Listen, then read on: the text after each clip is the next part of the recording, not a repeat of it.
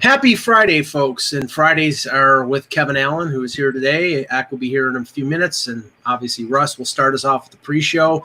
Russ, right now, the NHL looks to be back. The NBA looks to be back. But Major League Baseball? They're not coming back, Mike. What's interesting now is how all of a sudden the owners are like, well, we're mandating a 54-game season, and you will show up. And my instant answer to that is, they can mandate whatever they want, and the players could be like, we're not coming. We don't like the terms. We're not playing. And then what do the owners do? Like, the owners really have no pull in this situation because they are not inheriting any personal risk. Financial, sure. But as far as their health, none. So most people are backing the players because there is a risk of them getting sick and possibly hurting their careers. And then there's also the fact that, hey, they negotiated a deal that did include no fans, even though the owner swore it didn't at the beginning. And that's in dispute. That's in dispute. It's not in dispute. No, they're saying it is. But it's really not in dispute amongst writers and such. And then again, they went back to try and renegotiate a negotiated deal. So at the end of the day, it doesn't look like there's going to be a sport out of greed. And you can say greed on both sides. That's fine. Well, Kev, this is the thing. I read what Jeff Passan from ESPN posted a couple hours ago. Right now, the divide is the players.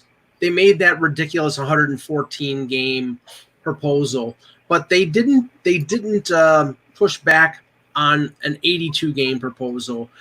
The owners pushed back on the fact of paying them full prorated salary because there were going to be no fans in the stand. Now, all of a sudden, and Russ, it's 48 games. 48 games. Yeah, it's getting to the point of ridiculousness. But Passan seems to think there's a point in the middle between 48 and 82 that they can meet. It's all a question of the owners.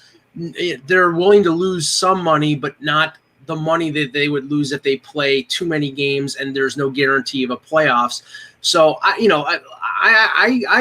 on the owner's side in this instance in terms of having sympathy here. I mean, I think that the players want to make their money. They're going to have to play, and there's a risk involved in that. But, I don't know. What are your thoughts on this? Well, I think that ultimately we are going to play. I think at some point, although I think don't you have the feeling there are more baseball players who are don't want to risk it than any other sport? Like it feels that way absolutely. To me. Yes, it just feels that way to me. And what's interesting about that is, they're the sport that's being played outside where the risk is actually right a little bit less. Yes. And they don't, they're not making contact or any of those kind of things.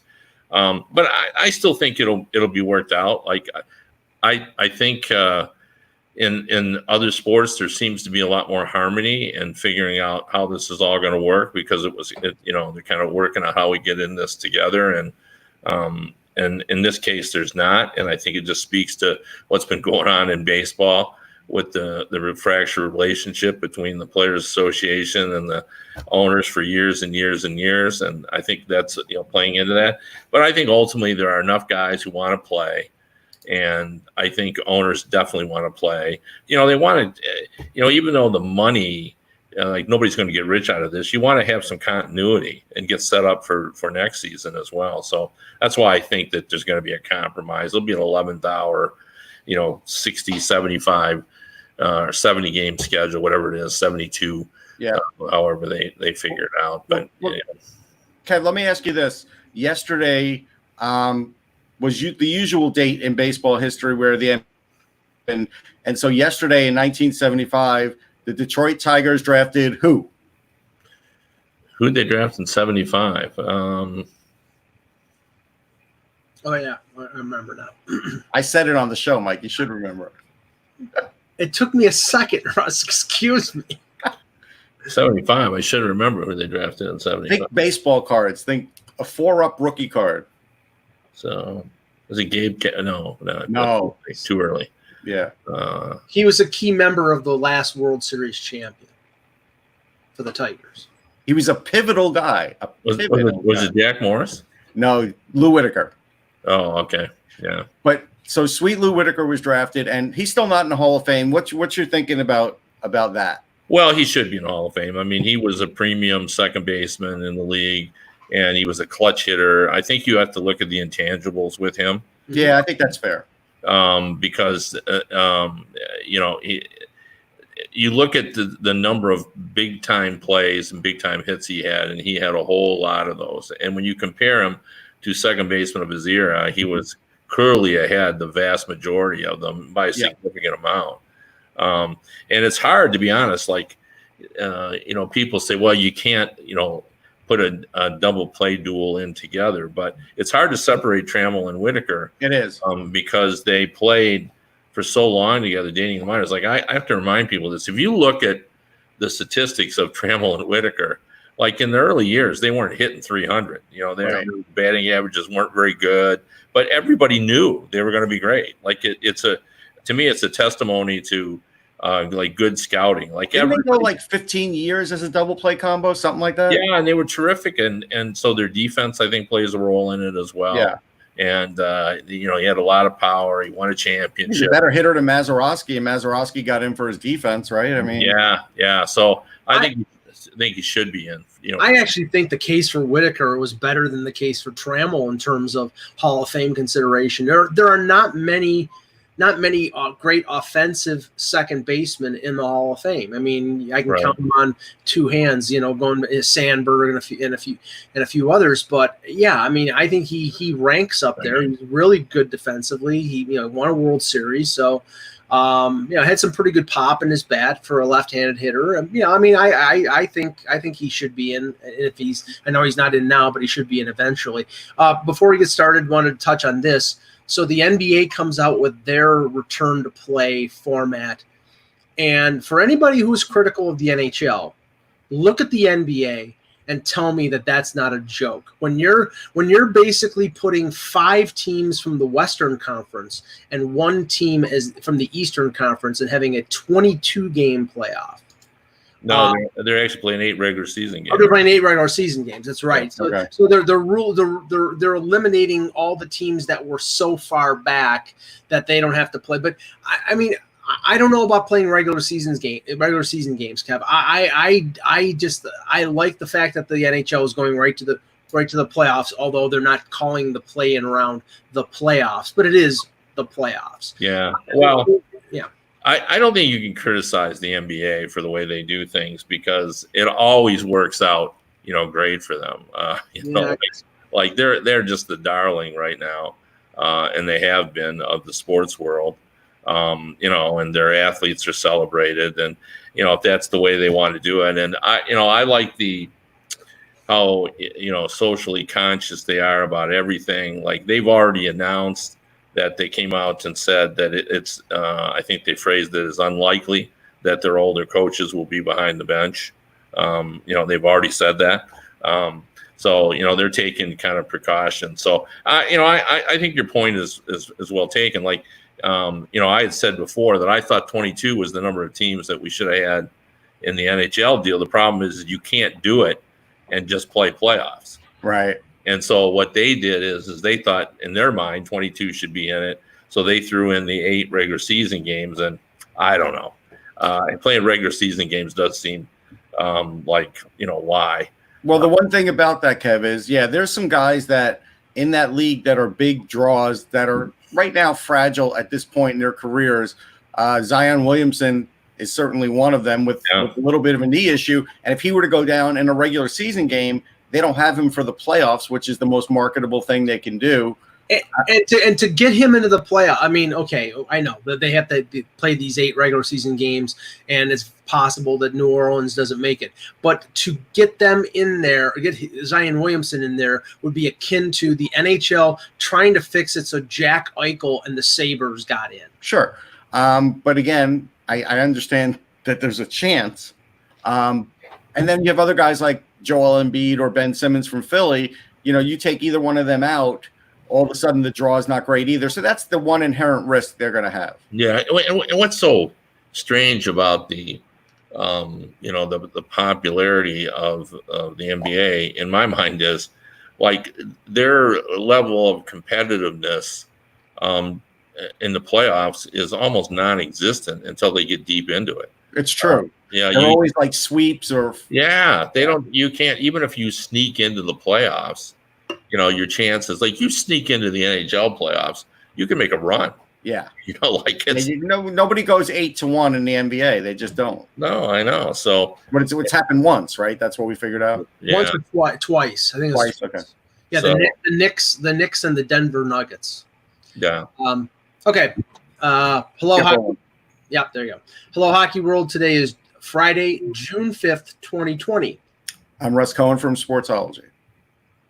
Kevin Allen. And I'm Michael Lagello, and this is the Hockey Buzzcast here on HockeyBuzz.com. Well, during our show yesterday, Kev, of course, breaking news happened right in the middle of it, which is good, because after 3 months of being very little breaking news, I'll take that. The NHL and the Return to Play Committee, along with the PA, decided on the structure of the playoffs. That being best of 5 for the play-in round and best of 7 series for the first, second, third, and the Stanley Cup final, and reseeding rather than brackets.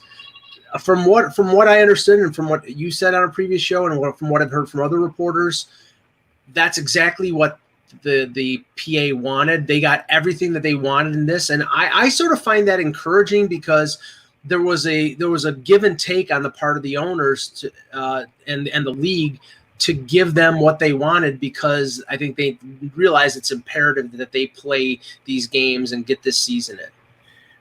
Absolutely, and I don't think it was all that contentious all the way through, because I do think both sides wanted to see something happen. They all know the ramifications on the salary cap.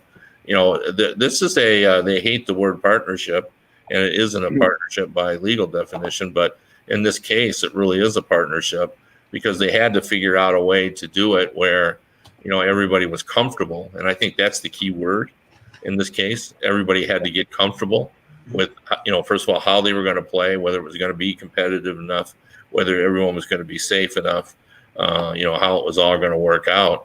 I think right from the beginning, I wouldn't have been, if you said to me that, Gary Bettman's plan all along was essentially, give players whatever they wanted, within reason. You don't normally think about it in those terms, but I think he was ready to listen to the players in this, because, he just wanted to get the show on the road. He wanted everyone to be happy and comfortable. I mean, don't you think, and hello everyone, by the way, don't you think that, that there's a definite appreciation among the owners and the NHL that the players are willing to do this too? Like, I think that, that this is, they're asking for a lot. They just feel like the whole quarantine thing is a lot, they're asking for a lot of stuff here. And I think that they didn't feel like, they felt like that was good enough to, whatever the players wanted. I'm kind of impressed, the players wanting to play more games. Obviously there's more money there, more revenue there, but I think they want to play more games just because that's how the playoffs are. They want to play the playoffs. Like, they want to play the playoffs as they are. Yes. Yeah. Isn't that kind of cool? I mean, that, in this day and age, they're going to be quarantined. They actually made themselves be quarantined perhaps a little bit longer than the NHL even wanted them to be, just so they could get a regular playoffs on. I think that's kind of neat. Well, I know that, I think it was Chris Johnston from Sportsnet that mentioned that he had talked to a couple players, and that one of the motivations for them playing 7-game series for the first round through to the final was that they wanted to avoid any appearance of, the dreaded asterisk being put on the team that wins the Stanley Cup championship, because they didn't have to play as many games. If they had to play best 3 of 5 in the first round, then that, that basically would be one less victory, be 15 games instead of 16. And that means something to these players. If they're going to go through this whole scenario where they're in 2 hub cities playing 4 rounds, they want it to count as a legitimate Stanley Cup. And I get that. I don't disagree with it. I just worry about completion. And until I hear what hub cities they're using, I'm still going to have that worry. Like, when I see the way the NBA has set up everything in one bubble, that's probably the best way. It honestly is, because at least there's very little outside disturbance. There'll be some, because they're not going to, have them under martial law, but this one's still going to have 2 bubbles. And so until I know where they are, like originally I thought, hey, Minnesota would be a good one. Obviously now it's not. So I'm pretty sure they'd be out of it. So we have to wait until they announce them. At least for me. A thought here, but on this whole thing that I kind of wrote about today too, which I think is kind of interesting. And just talking to people, the idea that now the camps are being pushed back to like our August 1st start date, and the feeling is though that I talk to people that they're only going to have 2 weeks camp, that they're going to maybe start playing around the 15th, that they don't feel like they need as long a camp, but they want to wait as long as they can to start it and push things back a little bit. And I said, well, is that because you're worried about the virus? The person I talked to, a prominent person, an owner in this league. And I said, is that because you want to get this thing, you want to wait till longer, to start it, to see where things are at? He said, yes. And also, the famous, and also, we don't mind the fact that perhaps if things are getting definitely better, that the conference finals and Stanley Cup finals could be actually as they normally are, meaning in cities. And that's, but making it a little bit later, we feel like we have a little bit or better chance of that. And even if we did do something different, like if we have, he said some fans are better than no fans. And we've all seen the pictures where they have like a fan and then a fan 6 feet apart from them and a fan over here, and there's pictures where they've tried this to see how many fans they can fit in a stadium. I understand the. Let me finish this one thought real quick. And so he said, those fans, it's not really how it would look. He said, if we did a social distancing fan thing, it would be social distancing by families. So he's like, if you have 2 or 4 people, two or four tickets that you buy as season tickets, those seats would still be right together. There would be people that would be distance apart, but he's like, there's no reason we'd have to socially distance every single person. He says families are already social distanced together. So he said that's why we could figure out, we could probably get, instead of like, they were saying like what, 4,000 or 5,000 seats if you were socially distancing everyone in the arena. He says you could probably get like maybe 8,000 people if you're socially distanced families the right way and did tickets the right way. I mean, and he said all of this, granted, is like, who knows what's going to happen, but I definitely think this might be in their thinking here in terms of going a little bit later. Kev? Well, I think it is. I think they weren't in to this as quickly as you personally were, but I think they've now come aboard with what you were thinking. Because I think what also helps is I know the NFL is talking about this as well, and I think everyone is sort of a copycat, and they're trying to figure out how to do it. And there's groups that you can do. I'm an NFL season ticket holder, and I just keep expecting any day now to get a letter saying, because that's what's going to end up happening. It'll be the season ticket holders that will have to decide. Yeah, right. They'll poll them and try to decide what to do. Although I keep hearing from some of my friends who are involved in it that it won't be right away, that they're going to play with empty stadiums. But I really don't know that anybody really knows what they're going to do, because I think they're going to sort of watch it still. But I think there is a lot more people talking about fans now than there were a month ago. Well, I don't know how much you guys have gotten out, but like I went to the Shore last weekend for my wife's our anniversary. And I was just frigging shocked about the amount of people that are acting like this never happened. Like just the summer, we are losing the battle with the quarantine. No, it's not that it never happened. Is that they're sick and tired. They're sick of it, and also summer makes it a lot harder. It's right.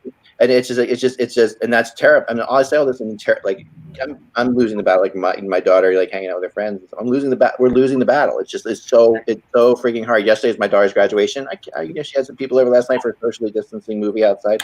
Well, I mean, I can give you a number.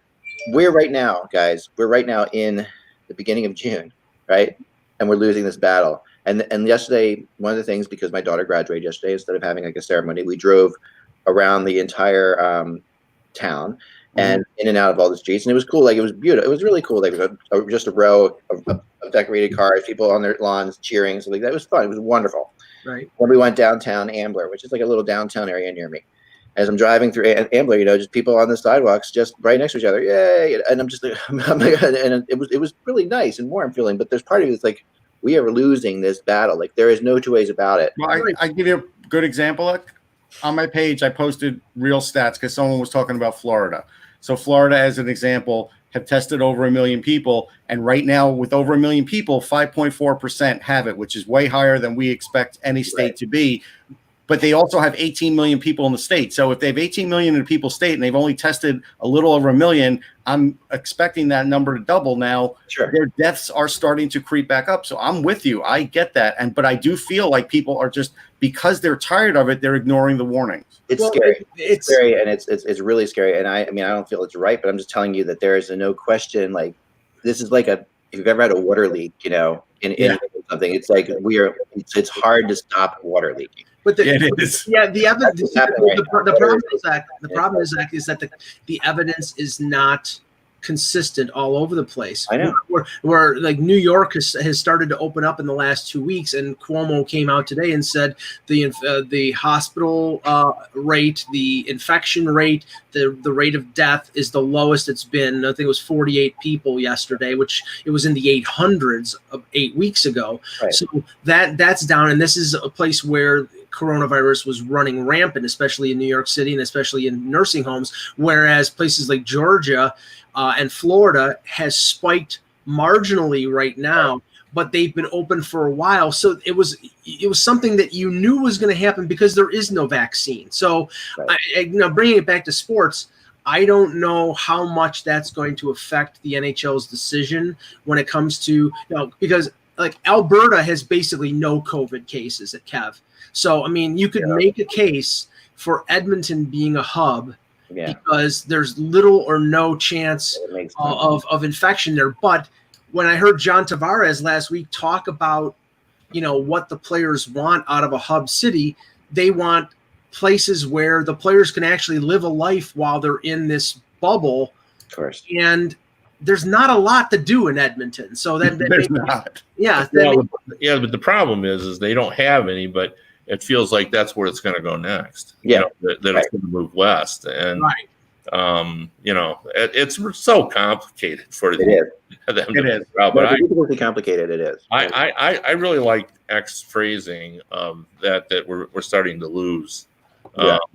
Because I feel the same way. I feel like everybody's just throwing up their hands and saying, we got to live our lives. Right. We're gonna lose some people. People are gonna get sick. This is a part of our reality now. Right. And while I was down the shore, and walking on the beach, some people had when you're in your own little area with your little sand area, there were still not enough people that we could be like easily 6 feet apart from each other. But when you walked along the ocean, which is what you do at the ocean, if you get bored after staring in the sand for 5 minutes, you walk on the ocean. And some people had masks on, some people didn't. Most people didn't. We did. But then I go and get the average, what we always do. We get like a Slurpee or whatever. And I had to which I wasn't going to do, but I'm like I had to get some medicine or something. So I was at a Wawa, and I walk into Wawa, and I was impressed. Like everyone immediately threw their masks on. Like I hadn't seen anybody with a mask, but everybody had them. They walked into Wawa with their mask on. Well, that's because you can't go in the store without one. There's kind of a good. There's a habit that's been born. You know what I mean? Like they say, if you do something for 20 days in a row, it's a habit. Right. There's a habit now that you walk into a store and you put a mask on, and I think that's great. But the first, I have no problem with that. The first chance you give them to not wear a mask, they're not going to wear a mask. That's just human nature. Of course, I think people will still. I think that has become a habit. It's like it's not that big of a deal why you're in a store to do that. I mean, they've been doing this in Asia for years. It's not like remember that in Asia, that people have been wearing these masks forever. So I don't have a Flyers mask at all. I have a really good mask that I'm going to show you guys before the end of the show. Are you not wearing it now? Okay. Yeah, no, this is not. Come on, bad example. No, Kevin, like you were saying, we're losing this. No, there was a good face joke in there, but whatever. But what the NHL has they're obviously planning out every possibility, but I do think that starting later, we're seeing that we're starting to lose the battle now. If there's no rebirth to this thing, if it doesn't come back harder than ever, I think we're going to see fans by the conference finals. Do you think so, Kev? I don't know. If I had to guess, I'd guess no, but I know there's more discussion about it than there was in the past. Yeah. Because I think everybody looks at those numbers and looks at, how it's been going. The problem is like what's going on in New York is we won't know how that really works out for another month. Right. That's the problem. So that's I think if you're going to have fans at some point, then the NHL is going to have to be honest teams are going to have to be honest about guys who tested positive, Right. like the Penguins didn't reveal the name, right? But if all of a sudden I'm a fan and I have tickets, I should know if players on that team are carriers simply because I'm in the building. And, you know, the interesting thing about it is if they're going to get tested the way the NHL says they're going to get tested, and it's going to be, you know, once a week, twice a day, whatever it is, Twice a week. Yeah. I think that that's going to go into public record. And I think good reporters are going to find that anyhow. So I don't know why they're not revealing names, but I do think they should. Yeah. I don't think they can. I think that's against the HIPAA laws. Right. I don't know. The NFL I did. think that's exactly what it is. I really think The they're NFL did. The NFL told you exactly who Yeah, but they had don't it. have to. The point is, I bet they asked permission to do that. I think Von Miller came out and probably said have to get something signed, honestly, to get out. HIPAA laws are pretty strict. I mean, whenever you're going to, if you ever gone to a doctor's office, one of those forms you fill out in the beginning are you know, one of them is that nothing's going to be released without your permission in any way, shape, or form. So to me, But right now, I mean, and we know the NHL hasn't set any specific dates, but yesterday it came out that phase 2 will begin next Monday. That doesn't mean that everybody has to be at training camp or in their hub cities, but right. Monday most of the teams will have their facilities open for players. The tentative date supposedly for phase 3 is in the middle of July. I've heard July 14th. Right. Which would mean the season would start probably, or the play-in round would start either the first or second. I'm week. hearing August 1st really strongly, actually. August 1st. I mean, that makes sense if the training camp is opening on the 14th of July. That's 2 weeks. No, to me, training camp August 1st. That's okay. I mean, like I said, but I'm just saying that's what I've heard, and a couple other people have reported that as well. And remember when we had John Shannon on last week, he thought August 15th was about when they would start playing. I think that he might have known something there too. I don't know, but yeah, I think the 2-week training camp. I mean, granted, I mean, here's another thing that I heard, and this is only from one person, and the owner I was talking to couldn't confirm this about why August 1st. But August 1st, one of the things that I heard was that this whole concept, you know, the 14-day quarantine in Canada, which is a big thing, right? That's still going on. That there are feelings that will end August 1st. Now, whether or not that's like the case or not, you know, who knows? I've heard some indications from the Ontario government and the Canadian government that because they extended it to June 21st, they may extend it another 2 weeks, but by the 1st of July, they may open up because you got to remember there are a lot of American people going into Ontario who go to their summer cabins in Ontario. Yeah. There are people that that really destroy. You know, if the rates are going down, then there's no reason to have a 14-day quarantine. Yeah, there's none at all. No, and I agree with that. I think that, but you know, if the American rates go up, there is, you know, so that's like, and you know, and finally, the last thing we'll talk about, I don't want to talk about this anymore. We're going to get on to Detroit and actually talking about hockey, which is way more fun. But the last thing I'll talk about is, you know, we're going to see more and more people testing positive all the time. Yeah. Because there are more and more tests being given out, which is a good thing. But that also gives an excuse for the government to say, oh, there's more positive tests, sure, but you know we're also giving more tests, so of course we're going to get more positive tests. You can see that excuse already being built in, right? So So what we're doing is fine. It doesn't matter that we did this. And there's really, by increasing the amount of tests, you've lost the scientific method, but you have to do it. But the scientific method of like, okay, only testing people who have that kind of thing is gone. So there's going to be more tests. You can't compare tests to where they were before. You can't compare how many people had it. You know, there's a place right around the corner from us that just started giving the antibody test. Well, I can tell you this, I'm going to get that next week. I just really don't want to do that. I'm fully prepared that if I have to go up to Canada, that I will have had a COVID test and an antibody test to prove to them I don't have it because they may require that. But before we start talking about Detroit, I wanted to ask Kevin about the round robin. The first through fourth seed. Playing a 3-game round robin. They announced that the if there's a tiebreaker, it would be the home point percent, the regular season point percentage rate. Which, you know, if these teams all go 1-1-1, then it's going to end up the way it was supposed to in the first place. Which I guess is an advantage for Boston and St. Louis. But I mean, do you think this is the best way they could do this? No, that's the one thing of this whole thing. that I just don't get and I don't like. Why are we even doing this? And I understand want those teams to play games because, otherwise they're not, they're going to enter cold and everyone else haven't played a series. But, those 3 games, that really don't mean all that much anyway. And then there's going to be a discussion about, well, are they trying to avoid this team? And I just, that's the part of it I don't like. And I don't have an answer because I'm sure they're in the same position I am, which is, then what do you do with the team setting out? Right. But by reseeding, don't you make it is more interesting now? Like, by the reseeding concept makes that battle a little more interesting because you want that top spot. You're always going to be playing the worst team. Right. Well, you do, but we could have just settled the top spot. So. Right. They just played 3 exhibition games, and it doesn't really matter. I think that's what they tried to stay away from. I think they tried to add some meaning to games, and not have more exhibition games because then nobody's going to watch. Well, I get the concept. I just have a hard time with it, but I'm also sympathetic to how hard this is. Oh yeah, to try to figure it out. So is it better, Kev? There's a really good question for you. A real existential hockey question. Yeah. A team playing meaningless games, then jumping into the playoffs, is better than a team not playing games and then jumping into the playoffs. Yeah, you know what I mean? Yeah. Well, we see that. Like you can just say last year, Tampa Bay Lightning played meaningless games at the end of the season, jumped in, and then got hammered by the Blue Jackets. So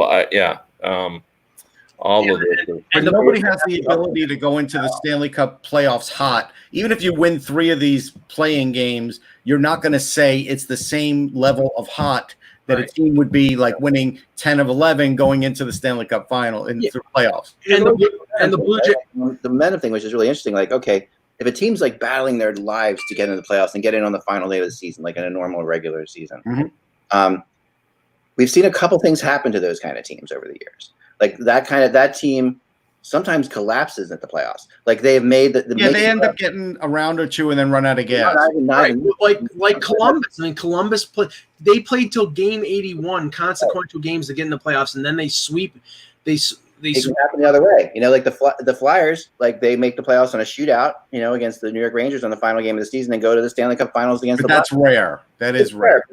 But sometimes you'll see a team that just like making the playoffs was such a big deal. Like once they're in the playoffs, it's over, and they get killed. But I think more teams end up getting fatigued from the mental. Yes.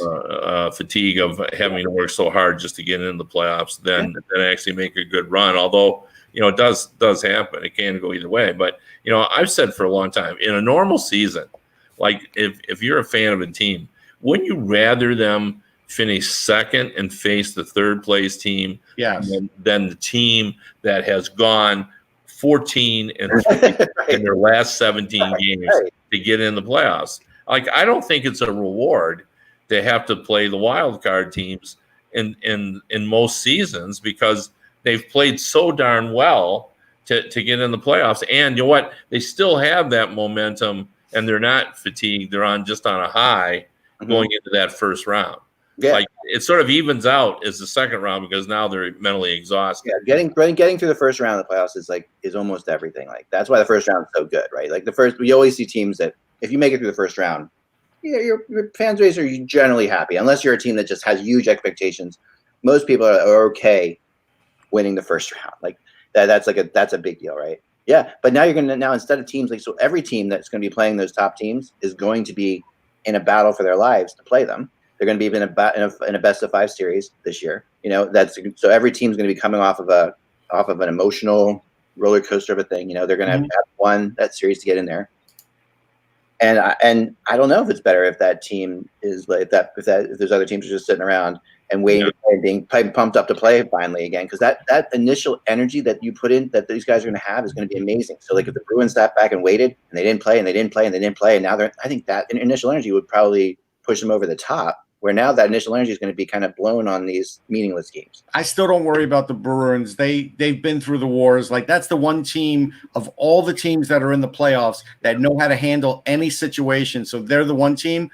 I'm not going to worry about. And I still think there's a little bit of a fragility there when it comes to Tampa Bay, because we could see that, when we talked about the teams that voted against the current format, they were one of the two. And when we heard Alex Killorn's comments, it really sounded like, okay, they wanted everything in their favor in terms of a playoff format. And why? Oh, because they lost in 4 straight to Columbus last year. I mean, that's a team that's so talented. They shouldn't be worrying about that. They should just be worrying about playing their best. It did bother me. It did bother me that a team did that, especially that team, like you say. I mean, they should just be like, oh, we're the best team. Right. Hiccups, excuse me. Yeah.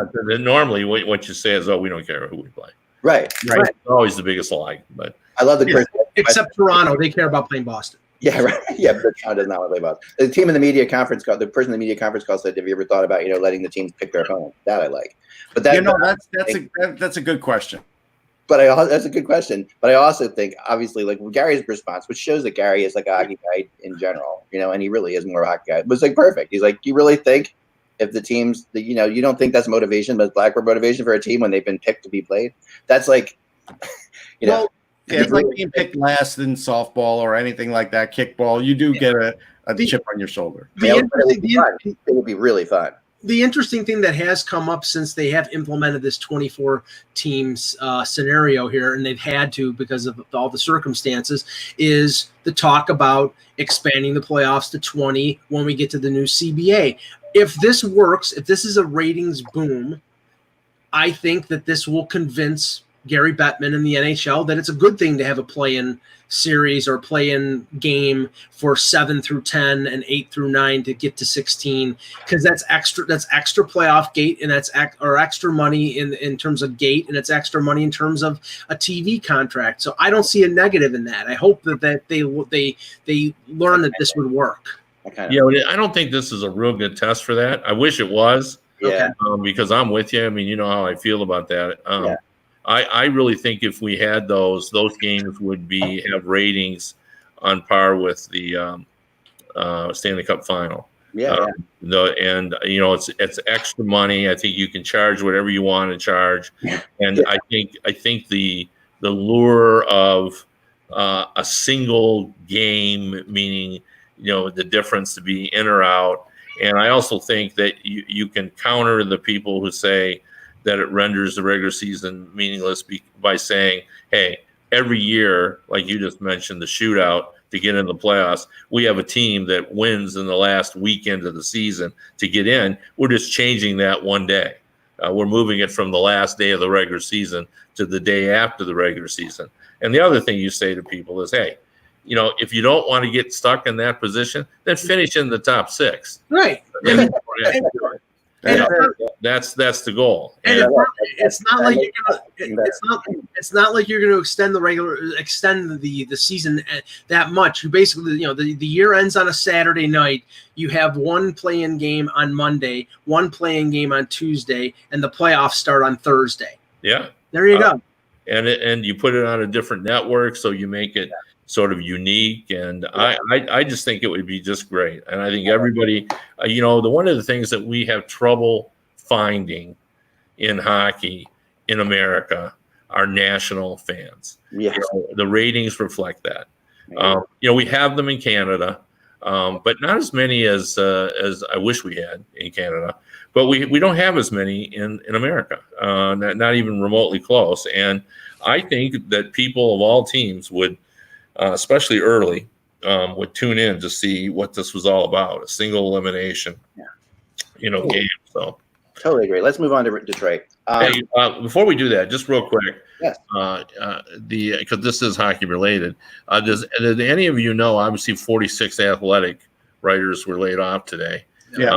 Does anyone know any of the hockey writers? I haven't noticed the hockey writers yet. It looks like a lot of college sports so far. But it doesn't mean that they haven't chimed in yet. Yeah, WNBA writers, I know that they were eliminated. So I haven't heard, but I'll monitor it. Yeah, I'm hearing on yesterday. No, I saw that Steve Simmons reported that Chris Cuthbert has moved to Sportsnet. Yes, which is big news because it's primarily been Jim Houston as the main guy for Sportsnet and Hockey Night in Canada since Bob Cole.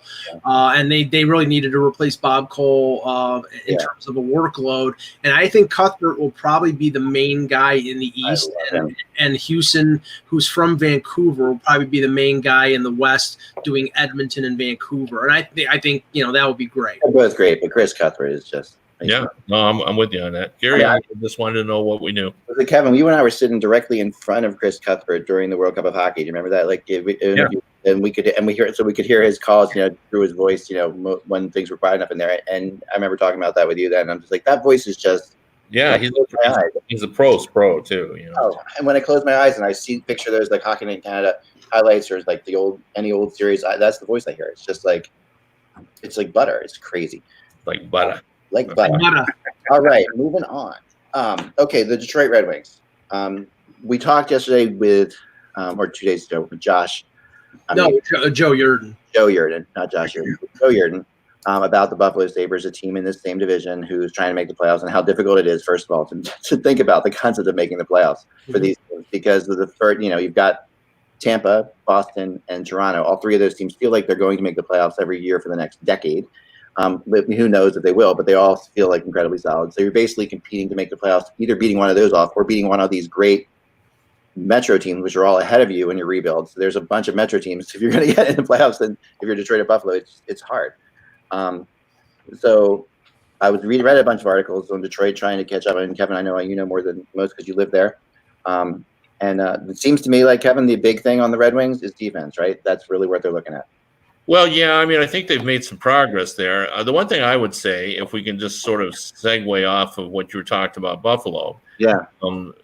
In comparison, I'd rather be the Buffalo Sabres than the Red Wings, because the Buffalo Sabres has Yzerman and Lidstrom. They've got that in the form of Eichel and Dahlin. Correct. And the Red Wings, while they have some interesting younger players, don't have those players. Right. And now they have some players that they really like. I think Dylan Larkin is a terrific player, and I think he's a great leader, and I think he's a guy that can set a great cadence. And he just hasn't he's shown greatness at times, but hasn't had the level of consistency, and he'd be the first to tell you that's true.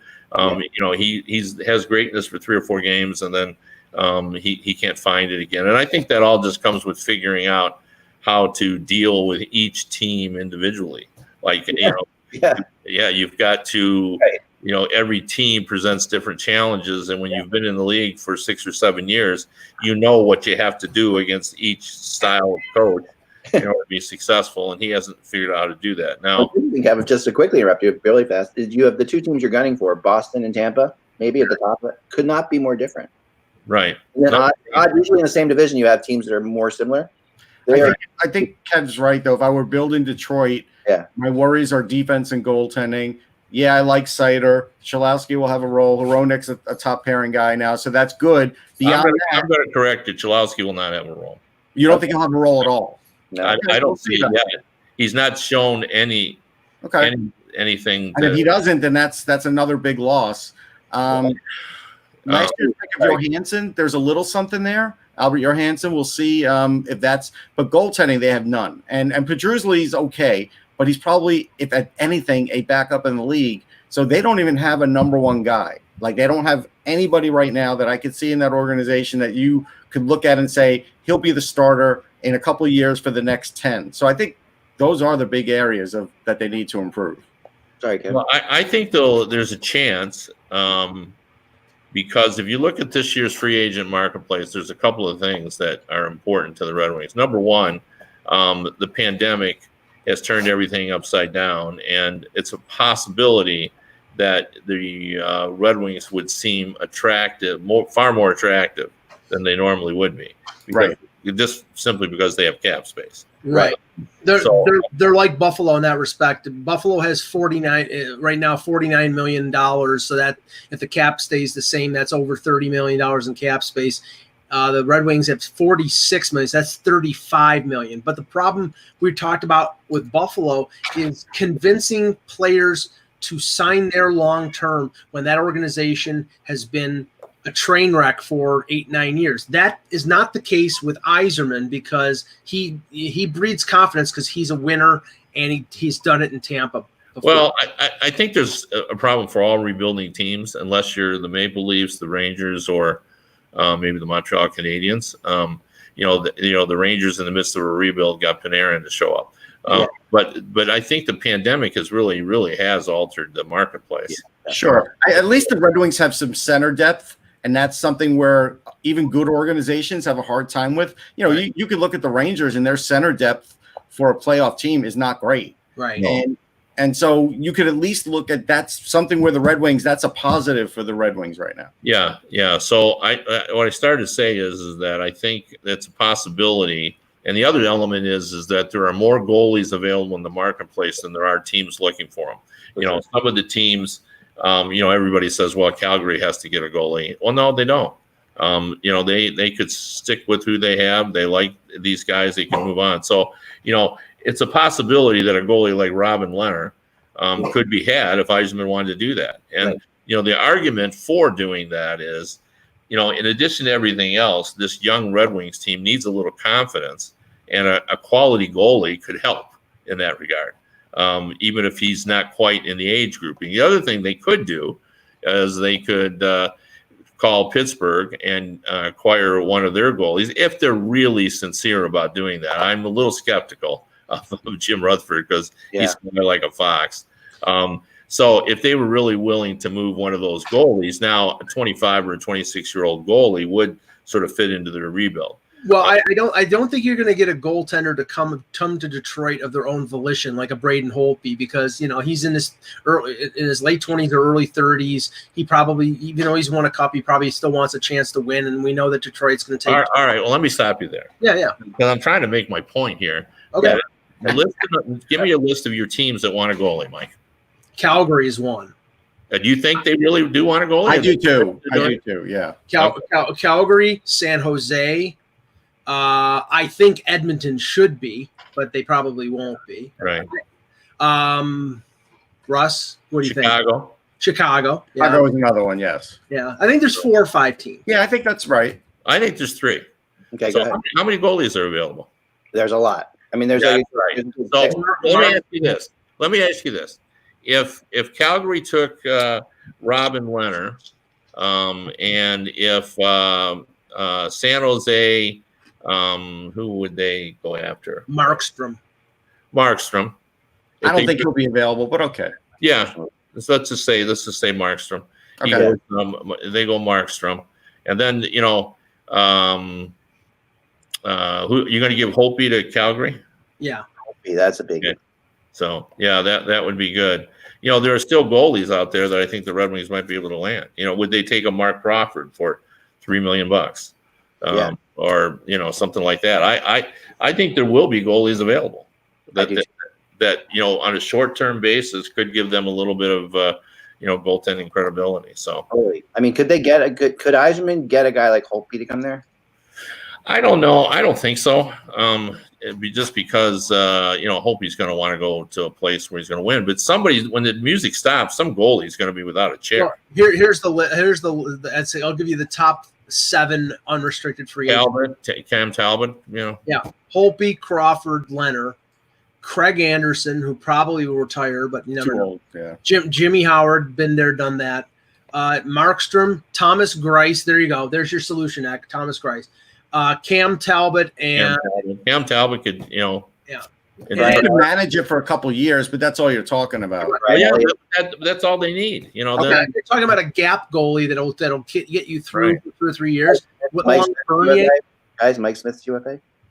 So yes, he is. But but I don't know whether that's just my speculation. Yzerman may be fine with Bernier. Bernier played well second half of the season. I think he'll go with Bernier. You know what I think Yzerman should do? When Seattle is getting ready to do the expansion draft, that might be a team to deal with to get a goalie, because if there's a bunch of goalies offered, you could get them to take an extra goalie and work a trade. Well, Kevin, I like that. We talked about this earlier in the week. What do you think the chances are if Detroit doesn't get the first pick or picks, say, 3rd or 4th, that they go for the Russian goaltender? I think that Yzerman loves him. But I think it's just too high. I just don't think he'll go that high. Yeah, Even they're not going to trade at down. fourth, I might do it, Kev. I don't think he will. I think he'll take one of the. I mean, we're just guessing, but I just can't see him taking the goalie that high. What was Yzerman? I'm trying to remember how much Yzerman. Always look at different GMs put different levels of importance on goaltending. Detroit in the past, has gone with Osgood and I think is way underrated. But a lot of people say he's not. Wasn't good enough for that team that was trying to win Stanley Cups. I thought he was, and Well, clearly he was. Clearly he was, but he wasn't considered a superstar goalie. They didn't go and get a superstar goalie. Well, the one thing I was surprised about with Yzerman in his first year when he came in, he signed a veteran guy like Filppula to, I think it was a 2-year contract. And Filppula is 36 years old. He's past his prime. He's still an effective player because he played well with the Islanders the previous year. But it didn't make sense with the fact that they were in a year of transition and likely trying to finish in 31st place, and you go in and sign a 36-year-old guy to an extra year, whereas if you signed him to a 1-year deal, you could have moved him at the deadline. I mean, do you think that it's going to be like that, or Kev, where they're going to whole plug a couple, add 2 or 3 veterans and just, bring along the young kids with those veterans over the next couple of years? Well, I think they're going to have to create roster spots for those younger players. Like if you're going to find roster spots for Veleno, if you're going to bring up Rasmussen this year. Zadina. Zadina was kind of on the team at the end of that year. Right. Svechnikov, that requires roster spots. So they really don't have any room to add those players. I know they want to get Fabre re-signed. That was the one deal that made a lot of sense for Isaac. Oh, yeah. He's still in the the age range of the players that are going to lead this team. So the biggest thing for them is that Mantha's got to stay healthy. He hasn't been able to do that.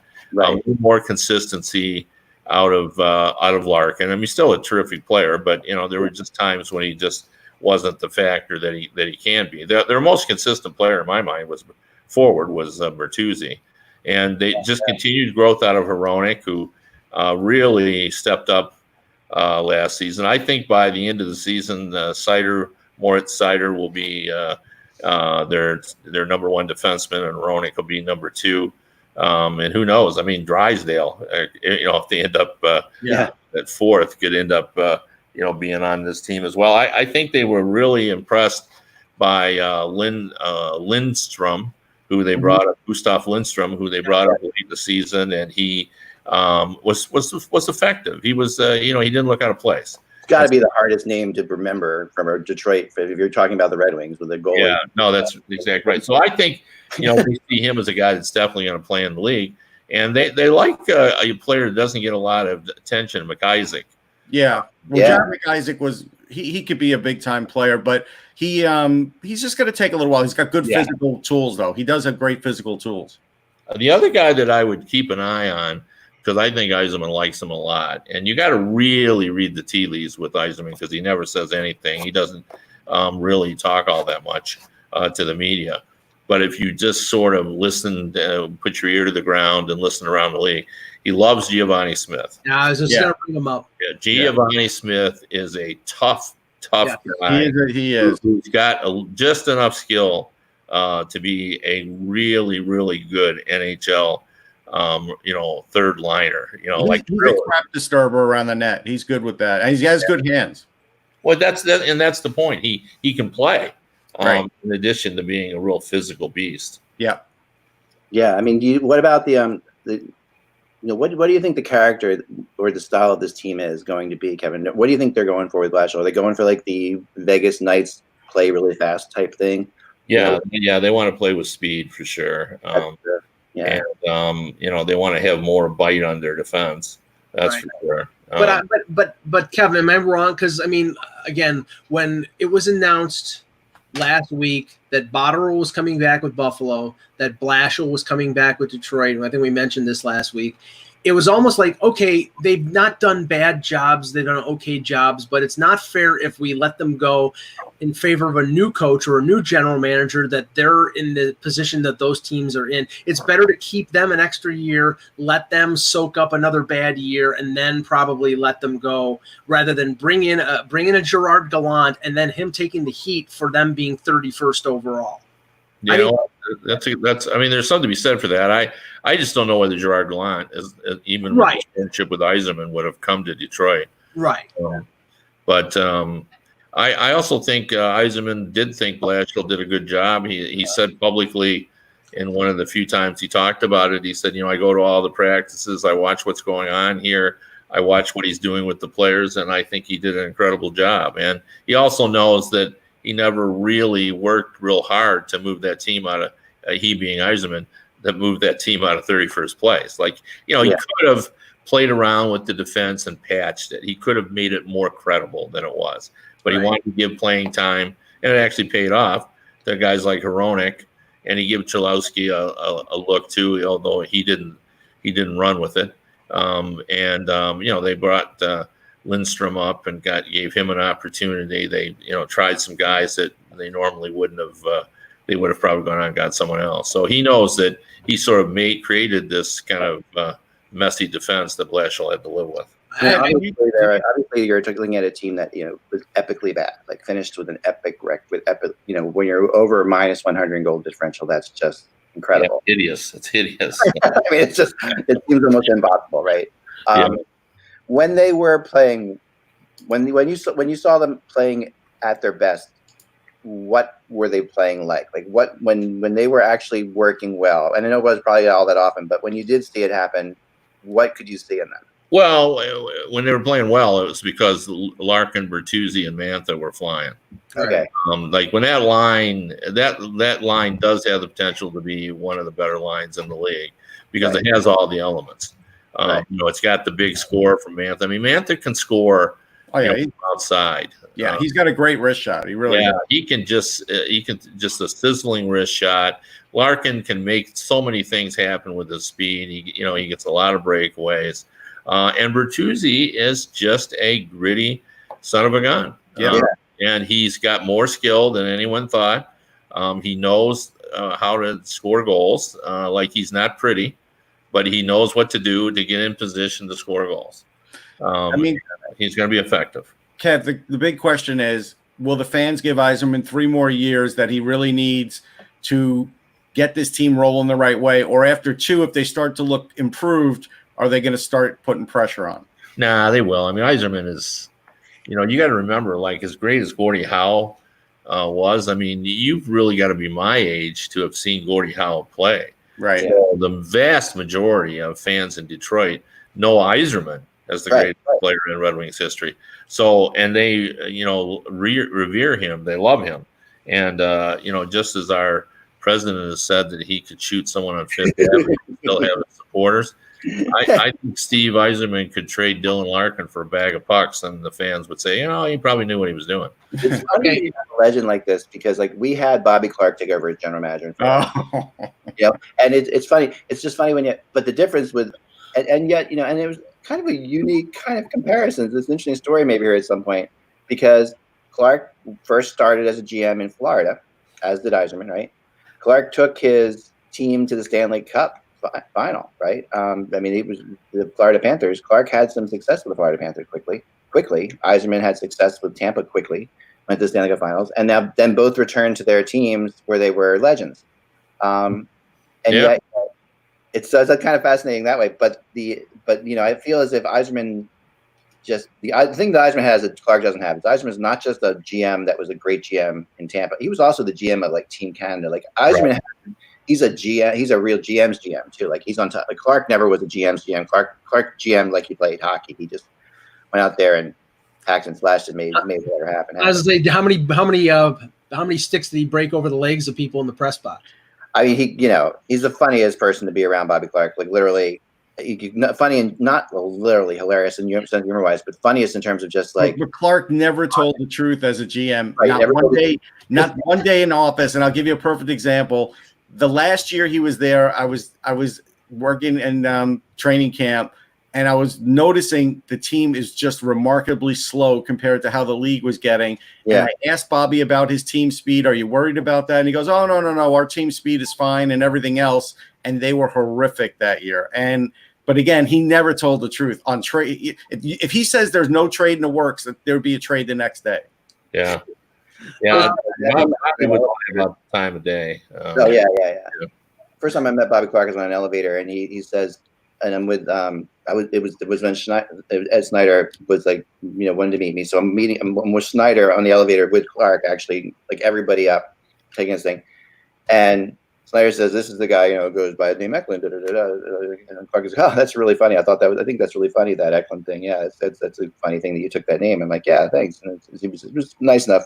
Every time I've seen him since then, over the last 15 years, if I pass him, he still laughs when he sees me. He's like, that's right. That's what he does. It's just a funny. He's a weird guy. He's just really like out there guy. But Kevin, I think Yzerman obviously has proven himself, right? Like you feel like. Yeah, and he took a different approach. Yzerman really went and learned the craft. He spent a couple of years in the Detroit organization, going out and scouting players. Doing all the things that you need to do to learn how to be a successful GM. He didn't just say, hey, I'm Steve Yzerman, I deserve to be a GM. And I think that served him well. Like he is, has mastered all areas of being a GM. Like I think he understands the importance of a farm system. I think he has a great understanding of the draft process. I think he has a strategy in place. I think he knows how to deal with contracts. I think he knows how to deal with personnel, all that. So I think, that really helps. To finish off the show here today, I saw someone reference the fact that today is the 21st anniversary of the famous Brett Hull no goal in Game 6 of the Stanley Cup Final for the Dallas Stars and the Buffalo Sabres here in Buffalo. I was on my honeymoon on Norway. I was on my honeymoon in Norway. Try that better. On my honeymoon in Norway. Watching it. Kevin, were you at that game? Oh yeah. Okay. Yeah. Now, this is the thing that I'm to this day puzzled by, because I was watching it it was on ESPN in the States, it was on Hockey Night in Canada, and I was watching the Hockey Night in Canada broadcast, just because I normally did, and they showed the replay of the goal before Mike Modano was skating around the ice with the cup. ESPN did not until they were skating around the ice. And it's like, today that would be unheard of, obviously, because of replay. But the thing was, they had to have known that there was a dispute with that goal long before they were ready to hand out the cup. And I was just always struck by the fact that ESPN didn't show the replay. And then as soon as they showed the replay, everybody's like, stop everything. And it was too late to stop it because he was insane. Well, it really was, especially when you got to remember what that season was like. Because we had seen goals like that just loud all season. We were all tired of it. Horrible. Yeah, like that's the thing about that. At a certain point, it was too late to do anything about it, because I'm a firm believer in that. I mean, we talked about that with the in the past. Once you go too far, you're not going to replay it or change anybody's mind or all that. But honestly, that's to me why that goal is so hideous is that we had seen that call made so often that season. The whole rule was hideous, and then that just accentuated it. Yeah, it felt like the rule was so bad that they couldn't. They like it would have been like a huge explanation about how bad the rule was. No, but you know what? We all knew it was heading that way. Like nobody could have said, "Hey, we know for sure this is going to happen in the Cup." But I remember everybody sort of talking about, fans and otherwise, we're going to see this happen in a big game, and it's going to be a problem. Like we all talked about it. You think that Leaf fans are conspiratorial minded about the Gilmore high stick? It's nothing in comparison to Buffalo fans when it comes to that goal. Lindy Ruff in a a rally outside the city hall said no goal. Yeah. I mean, he was like openly criticizing the NHL. It was the perfect situation. It was a perfect storm. Like, it was an unbelievably perfect storm happening in overtime with a team celebrating that they just won the Stanley Cup. Are you going to call it off? It's like everything. It's just on a goal on a rule that nobody liked, and and the city too. You know, they had Super Bowls and right. Yeah, and it's amazing that it wasn't, more. I still see those shirts and the no goal shirts, and I love them. So they're still there. I know. I should have stocked up on some. Show you this. Ready? So this is something I made. You guys can make this at home yourself if you want to, but it's really easy. I actually saw it on Facebook, and I'm like, I got to make that. So this is like my mask. So what you do is you go like this. You go like this. What does it say? I can't. No, it just turns into a smiley face when it's I see it. like this, and then when you open it up, it turns into a smiley face. It's pretty awesome. I already bought my masks. I'm not a maker. Yeah, I wore a pillowcase for 2 months. I finally 3 months into this whole damn thing. I got an actual mask. When we're not going to have masks to wear, I have a good mask. A pillowcase, Mike? Yeah, there was a thing on the internet that said if you don't have a mask, you can fold up a pillowcase and use that as an impromptu. I did that. It was a little tough to breathe sometimes. I'll say. It worked. That's amazing. I'm speechless, man. Let's just go. Yeah, we're gonna get out of here. Yeah. It feels like this. Have you guys seen this thing? And I'll let you guys go over this, but this is the best. Ready? Here we go. Hold on. Got it. This is awesome. Okay. You can't top the pillowcase, X. Sorry. I don't know. That's gonna be tough. The ostrich pillow. Do you know the ostrich pillow? Are you familiar with the ostrich pillow? No. Is it like my pillow? Because that makes me sick. This is the ostrich pillow. I'm going to show it to you. This is the best here. Here we go. Sharing right now. Sorry, my ineptitude. Here we go. Share screen. You'll love it. The ostrich pillow is one of my favorite things ever invented. It is this. So what it is, if you can see this, if you can make this out. Oh, I've seen that thing. Yes. See this thing? It is this giant head. It's ridiculous. You wear it on your head, and it's incredible. And it enables you to actually. What is it for? Well, what it's for, technically, is, let me see if I can show you, is so you can lie down. Like, let's see if this picture makes any sense. See this picture here in the corner here? Oh, okay, so you can lie down with your head on the thing and your hands in it like this. But if I wore that thing, somebody would shoot me because I look like an alien. No, that's the best. It's the best. You could get it in gray, Mike. Oh yeah, it's available in every color. Wait, here's the commentary. Kevin dropped off the He did. He left. He was like, done. I am done. You guys want Russ the chicken back? Some funky ass. No. I love Russ. I'm telling you. Russ the chicken. Funky. You really should be asking me. I helped create the idea of Russ the chicken. Yeah, you know how Russ the chicken started was my son's a puppet here. My son does puppet videos on YouTube. Really good stuff. And Russ couldn't do the predictions one day. We had a playoff, I forget it was, and it was the only day we could do it. So I'm like, well, let's have Russ the chicken do the predictions. So we invented Russ the chicken from that. Russ the chicken still appears on my son's. It's a part of my son's like Muppet world. There you go. I still think Buzz was a better predictor of the games than Russ the chicken. Yeah, no. I mean, it's like it's the funniest thing, and we talk about we can get Russ the chicken on anytime, you guys, anytime. He didn't get COVID. Are you sure? Have you ever been on with you at the same time? He didn't get COVID. No, he didn't. Russ the chicken. Wow. Hey, Russ, we should share. Sorry. We should share the pickle story with Ak. No, we should just go. Okay. I want to show you guys something real fast. Okay, so we're definitely getting out of here. So this right now is I'm going to pause this. I'm going to put the link in the thing. My son did a video that I really like. I want you guys to check it. Pennsylvania homeowner. That's right. I saw the video. It was good. Oh, thanks, man. I got to pause this so it doesn't make crazy sounds. But I'm going to share the link with you guys in the chat room, just for you guys because I trust you all. That it was well done. I helped my son with this and do these videos. I think they're really funny, and he's like a Muppet. He's going to be Jim Henson. It's ridiculous. I put the link in there for you guys. Check it out. Yeah, I mean the editing was good, and the thanks. The liner text was really professional. Like that was good. He does it all. He does all the editing and everything like that. Oh wait, hey, Russ is here. What's going on, Russ? Reveal. There was a reveal. Say that. There we go. Remember the Buzz? People have been asking for you. Oh, I'm glad. I'm very flattered. Oh yeah, no. How have you? Oh, do you have? You should. You should. Yes, he's got the COVID cough. Get him out of there. Yeah, put the mask on as soon as you can. All right. Anyway, check out the video, guys. Share it around with your friends. My son is amazing puppeteer and makes all these puppets, and also does it's all about animal conservation. So every show is a different endangered animal that's interviewed. In, so. And thanks. We have a lot of fun. I do a lot of puppets. You'll hear my voice obviously in there too, but I'm nothing compared to him. I'm just the other guy that has to be in there. He writes everything.